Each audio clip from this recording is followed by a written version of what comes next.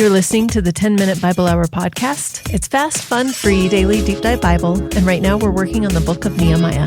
If you're new, welcome. You can jump in right here, or you can always go back and start at the beginning of any season. The whole podcast is available in an easy-to-use format at thetmbh.com. Hey everybody, it's Matt. This is the 10-Minute Bible Hour podcast, and yesterday I was out in the yard at the house that we just bought. I told you a while back that we've moved. This is a really big deal for us. I'm super excited about the new place. It's got all kinds of problems. We're fixing stuff up. It's messy. It smells weird, but also it's beautiful, it's cool, and it's got a lot of potential, and it's ours. And so I get to be there with the people I love the most, and, you know, it's home, right? Or we're working on making it home. Well, one of the features of this house that I love is there's this gigantinormous, ridiculous pine tree in the backyard that makes no sense to me physically. It is huge. And me saying like, oh, I can't even put my arms around it. That's not the best gauge because I'm not exactly a gangly, long-armed man. But even if I was a gangly, long-armed man, the gangliest of them all, you still can't reach around that tree. It's huge. And you'd have sap all over you and you get all chopped up because it's a pine tree. So I'm out there in the backyard with this dude named Dale. It's great. He's helping me fix some stuff in the backyard that's broken. And we're winding down the day and everything. And Dale is on his way out and he's like, you know what I really love about this place is that pine tree. I'm like, right? The pine tree. It's insane. And he's like, that's just such a great thing that years ago, that pine tree ended up in the ground. And now you and I get to sit here and speak under its shade. He's an old dude with a white beard. And he's a guy who's got some miles on the tires. And he just walked away. And I was like, dang, dude, that was really good. Also, I wonder if he knew he was referencing Bible stuff. I think Dale, who's helping me fix my deck, might be some sort of secret Bible genius, and he's just not letting on, because that was a straight up nod to Old Testament language about God's blessing to the descendants of Abraham and how God did that, right? There's all this stuff in there about how the descendants of Abraham, they're going to go through the desert and they're going to go to Canaan and they are going to drink wine from vineyards that they did not plant. And they're going to harvest from fields that they didn't plow and prepare. And I know that anytime we talk about things like that, our minds are tempted to go to 21st century sensibilities about colonialism and invasion. For all of human history, there's been sort of a mad scramble for land and to get your roots down, or else you sort of go away as a people group. I understand why our sensibilities are what they are now. In many ways, I probably share them. But we're talking about the Bronze Age, the Iron Age, extreme ancient times where we're in the era of nomads trying to put down roots and become a people group in the Old Testament. And so God, who seems very adept at speaking the cultural language of the moment to be understood by the people he's talking to, every time in the Bible, he invokes language about, hey, look at what you guys have. You have something you didn't earn. You are drinking wine from vineyards you didn't plant. You're reaping harvests from fields that you didn't plow or prepare. That would never be interpreted by the original audience as like, and that's very morally complicated. No, in that era, it would be, and this is a sure sign of the blessing and favor of the one true God who promised he would do these things for us even though we didn't earn it, and who then delivered it to us through inarguably miraculous means. And so, you know, Dale's comment as we're out looking at this big giant pine tree was kind of humbling to me in the same way that God's comments to people throughout the Old Testament were meant to be humbling to them. You have this beautiful tree. You didn't really earn it. You didn't plant it. You just reap the benefits of this beautiful blessing that was put here by God through nature. Maybe somebody intentionally planted it. If so, it was a long, long time ago. And it should be humbling. It should cause you to gain perspective on that. Well, in Nehemiah chapter 9, we're getting into the Dale segment of this public prayer, where everybody is supposed to be reminded of the blessings they've received, and they're supposed to repeat this back to God as they say, this is the true narrative of things. What they're saying is the true narrative of the history of everything is that we got stuff we didn't deserve because of your character, not because of ours. And we are dispensing with the collective national lie that somehow everything we've ever had is a reflection of our awesomeness. And instead, we are humbly bending the knee to acknowledge what you, God, have been saying all along, and that is that all the blessings we have are from you. Verse 22 of Nehemiah 9, remember, this is the whole crowd saying this prayer along with Ezra the priest. You gave them kingdoms and nations, allotting to them even the remotest frontiers. They took over the country of Sihon, king of Heshbon, and the country of Og, king of Bashan. You made their sons as numerous as the stars in the sky, and you brought them into the land that you told their fathers to enter and possess. Their sons went in and took possession of the land. You subdued before them the Canaanites who lived in the land. You handed the Canaanites over to them, along with their kings and the peoples of the land, to deal with them as they pleased.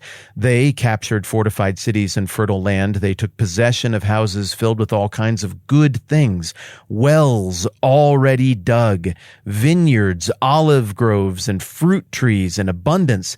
They ate to the full and were well nourished. They reveled in your great goodness. There's the Dale part from the pine tree in the backyard. God's been saying this all along. Everything you have is from me, but the story's been twisted along the way.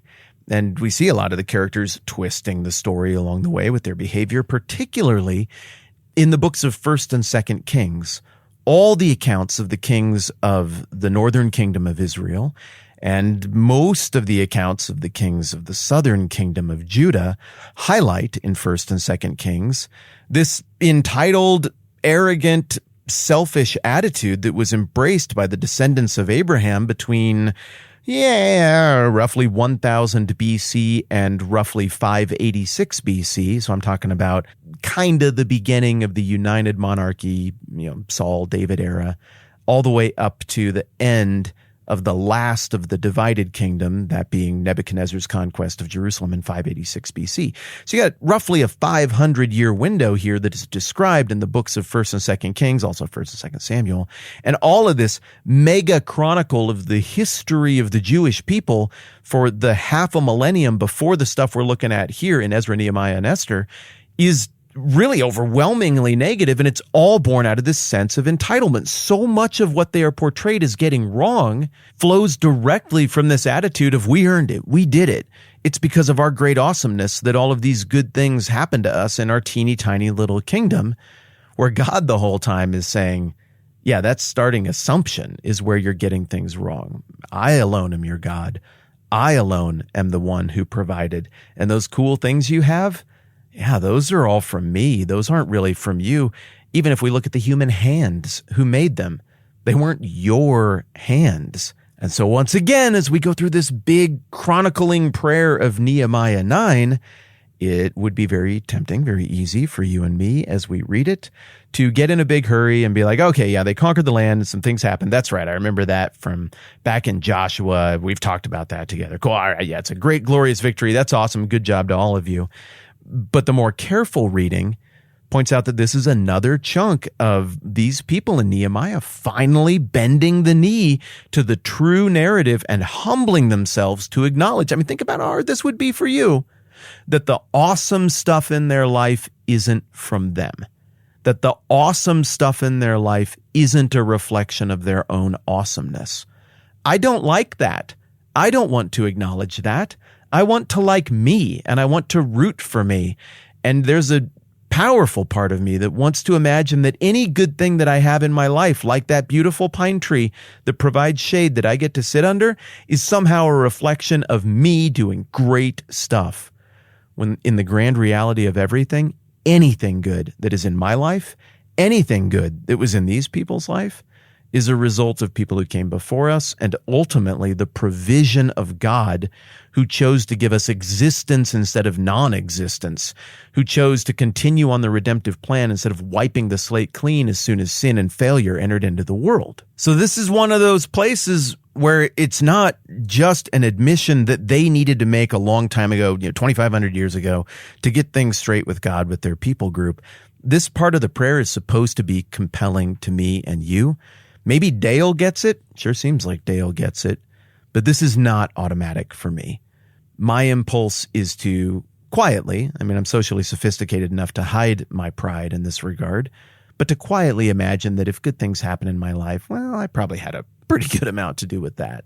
When the reality is that the biblical text throughout makes it really clear that in the grand scheme of things, everything good is a blessing and a gift from God, and we would have nothing apart from the provision of God. And that was hard for them to admit in Nehemiah 9, and it's hard for me to admit now in truth and in reality. But it is possible to have this right perspective because Dale can do it. Nice job, Dale. High five. Hey, I want to say a quick thanks to the handful of people who signed up yesterday to be a part of this mailing that we're sending out with the Galatians notebook ahead of the next season that we have coming up on the book of Galatians. Can't wait to get back to the New Testament and see all this pays off. It's going to be great. As well as the celebratory commemorative sticker to celebrate getting the book of Nehemiah in our hip pocket. It's beautiful. It's going out in this mailing as well. Thank you so much for jumping in. You know who you are. I really appreciate that. We've still got a couple days before this mailing goes out. If you would like to receive that Galatians notebook and the super rad Nehemiah Achievement Unlocked sticker, you can still jump in. Make sure to have your addresses up to date on whatever platform you should choose to support. Also, you cannot support because it's a podcast on the internet. And while I am super grateful to those of you who have supported or do support, you just don't have to. It's free. It'll always be free. And I'm super glad we get to do this together. The fact that you are here and listening makes it so that I get to talk about the Bible every day and think about things that I think are super important that I really care about. So thank you for making all of that happen to all of you who are hearing this. All right. I'm Matt. This is the 10-Minute Bible Hour podcast. Let's do this again soon.